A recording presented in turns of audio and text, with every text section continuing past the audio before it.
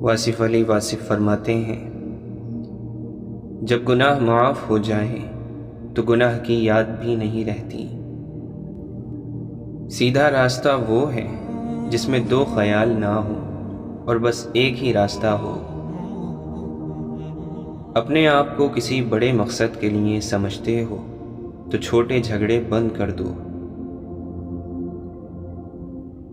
خود غرضی نے انسان کو تنہائی کی سزا دی ہے۔ جس انسان کو اپنے آپ پر اعتماد نہیں، وہ کسی مستقبل پر کبھی اعتماد نہیں کر سکتا۔ آپ صلی اللہ علیہ وسلم کے کسی پسندیدہ آدمی کے قریب ہونے کا نام درود ہے، جبکہ یہ محسوس ہو کہ یہ حضور پاک صلی اللہ علیہ وسلم کے قریب ہے۔ ہر صاحب عمل جنت میں نہیں جاتا اور ہر گناہ جہنم میں نہیں جاتا۔ جو شخص مشکل وقت کے لیے جمع کرتا ہے اس پر مشکل وقت ضرور آتا ہے۔ ہم بے سکون ہو چکے ہیں کیونکہ ہم دوسروں کا سکون برباد کر کے سکون حاصل کرنا چاہتے ہیں۔ دل سے کدورت نہ نکلے تو سکون کیسے حاصل ہو؟ اتنا تو معلوم ہے کہ ہم جلدی میں ہیں، ہمیں کس بات کی جلدی ہے یہ معلوم نہیں۔ انسان ایک بڑا راز ہے، اس کے ساتھ کبھی جھگڑا نہ کرنا۔ جو عمر میں بڑا ہو اس کا ادب کیا کرو، یہ بھی اللہ کا ایک راستہ ہے۔ فضل کی تلاش بھی فضل ہے اور فضل کا انتظار بھی فضل ہے۔ غریبی دو قسم کی ہوتی ہے، ایک مایوس، ایک پر امید۔ مایوس غریب کفر کے قریب ہوتا ہے اور پر امید غریب ایمان کی بدولت اللہ کے حبیب صلی اللہ علیہ وسلم کے قریب ہوتا ہے۔ خالق کے خیال کو چھوڑ کر مخلوق کے خیال میں گم ہونے والا انسان دین اور دنیا کے خسارے میں رہتا ہے۔ اگر آپ دل کو اللہ کے لیے رکھ دو تو اس میں خواہش اللہ کے علاوہ نہیں آئے گی۔ غم عروج کا باعث بھی ہے اور زوال کا باعث بھی۔ علاج ظاہر کا ہو رہا ہے، پریشان انسان کا باطن ہے۔ دوزخ اس کے لیے ہے جو توبہ کے مقام پر اکڑ جائے۔ آپ وہ کام کرتے رہیں جو اللہ تعالیٰ کو پسند ہے، اور وہ کام یہ ہے کہ حضور پاک صلی اللہ علیہ وسلم پر بہت زیادہ درود پڑھتے رہیں اور حضور پاک سے محبت کرتے رہیں۔ اس سے اللہ کی رحمت کو ویسے ہی جوش آ جاتا ہے۔ اگر اللہ مل جائے اور کہے کہ بول کیا چاہیے تو آپ اس سے کہنا تیری رضا چاہیے۔ بزرگوں کی دعائیں اولاد کے ارادے بنتی ہیں۔ اگر تم اپنے اندر کی پرواہ کرو گے تو اللہ تمہارا باہر بھی بہتر کر دے گا۔ ساری دنیا کی مخالفت ایک طرف، اگر آپ خود اپنے مخالف نہیں۔ جن کے پاس واقعی علم ہے ان کا یہ رویہ ہوگا کہ وہ اپنے آپ کو دنیا کا سب سے گناہگار شخص نہ صرف ظاہر کرتے ہیں بلکہ اپنے آپ کو سب سے زیادہ گناہگار سمجھتے بھی ہیں۔ مولانا رومی فرماتے ہیں، خدا تک پہنچنے کے بہت سارے راستے ہیں، لیکن میں نے خدا کا پسندیدہ راستہ مخلوق سے محبت چنا ہے۔ برائی سے بچنے کا سب سے طاقتور طریقہ یہ ہے کہ اچھے دوستوں کے ساتھ بیٹھا جائے جنہوں نے اپنا رخ خدا کی طرف موڑ لیا ہے۔ میں نے بہت سے انسان دیکھے ہیں جن کے بدن پر لباس نہیں ہوتا، میں نے بہت سے لباس دیکھے ہیں جن کے اندر انسان نہیں ہوتا۔ اگر ہم جان بوجھ کر کسی کا دل دکھاتے ہیں، اگر دانستہ کسی کو تکلیف پہنچاتے ہیں تو عبادتیں نمازیں کس کام کی؟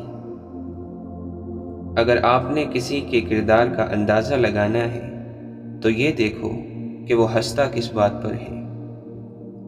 واصف علی واصف فرماتے ہیں، مرنے سے پہلے مرنے کا راز ایسا ہے کہ جس نے سمجھ لیا وہ مر گیا، اور جس نے نہ سمجھا وہ مارا گیا۔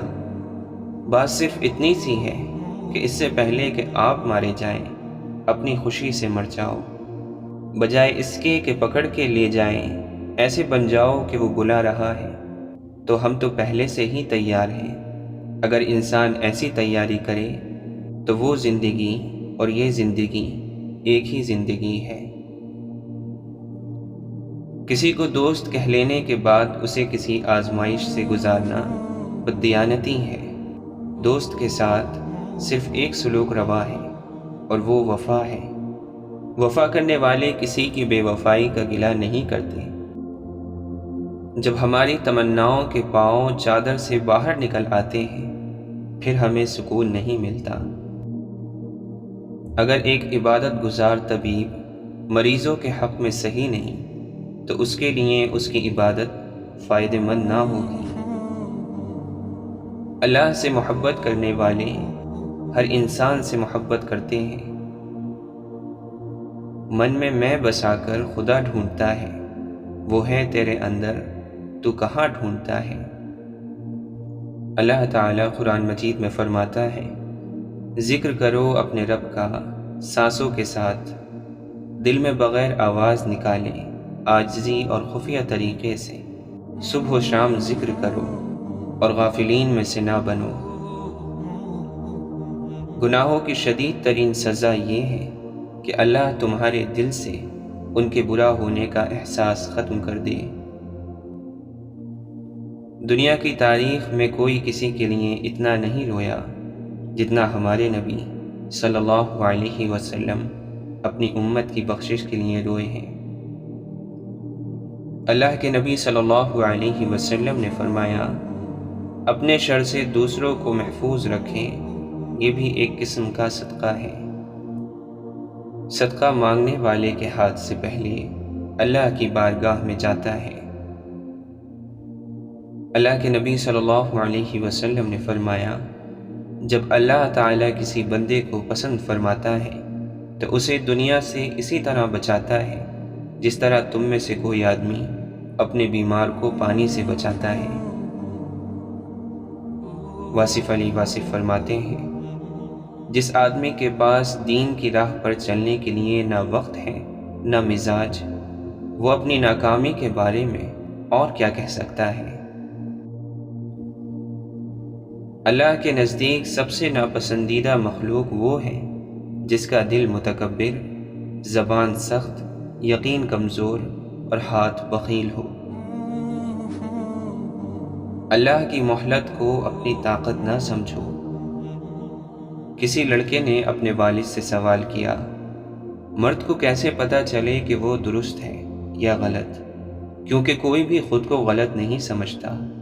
والد نے جواب دیا، جب تمہیں لگے کہ تمہاری بہن یا بیٹی کو تمہارے جیسا مرد ملے، سمجھنا تم درست ہو، ورنہ خود کو سدھار لو۔ جو منافق ہیں وہ نماز کے باوجود بھی پسماندہ رہے گا۔ نماز اس کے باطن کو ناپاکی سے دور نہیں کرتی، صرف ظاہر کی بے حیائی ترک ہو جائے گی۔ نیکی کا نام لینا بھی نیکی ہے، نیک بات سننا بھی نیکی ہے، نیک مقام دیکھنا بھی نیکی ہے، نیک انسان سے ملنا بھی نیکی ہے، نیک لوگوں کا تذکرہ بھی نیکی ہے، نیک خیال بھی نیکی ہے، اور نیک علم بھی نیکی ہے، اور نیک عمل تو خیر ہے ہی نیکی۔